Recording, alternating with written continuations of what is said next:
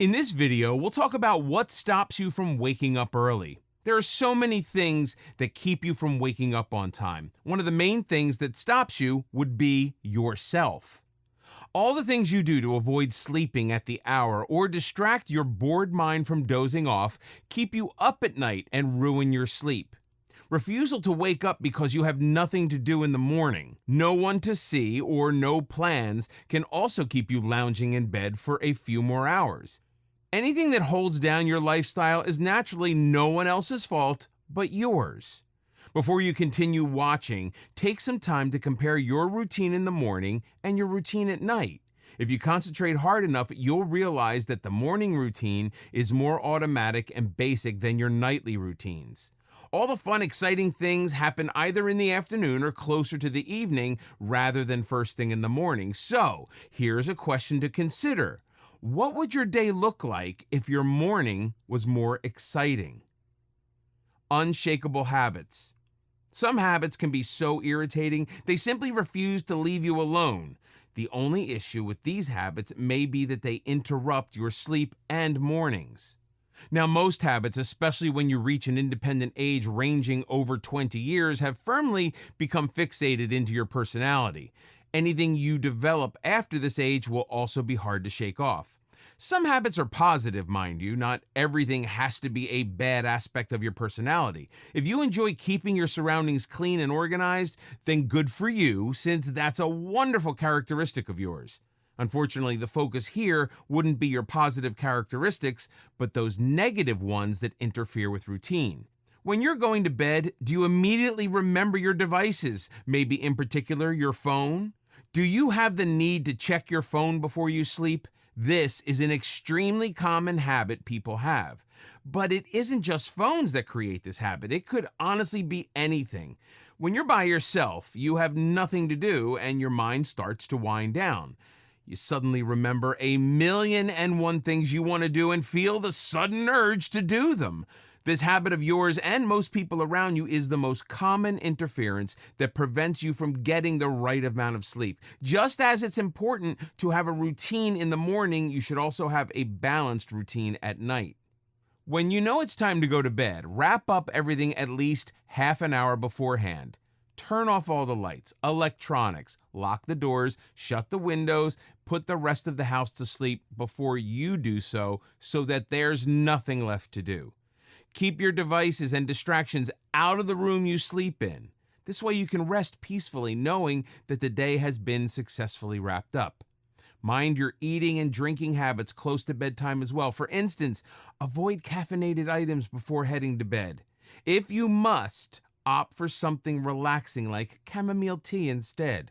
Don't work out too late in your day or you'll have an adrenaline surge before bedtime. Experts recommend keeping a slightly cooler temperature for an optimal sleep experience and keep the lighting in your room dim enough simply for sleeping and nothing else. Sleep deprivation.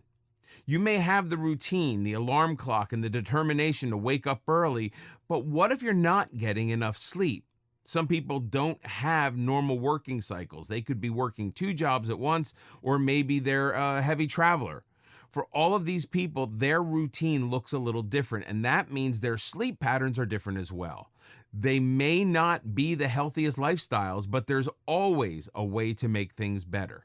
Sleep deprivation is an issue that develops over time.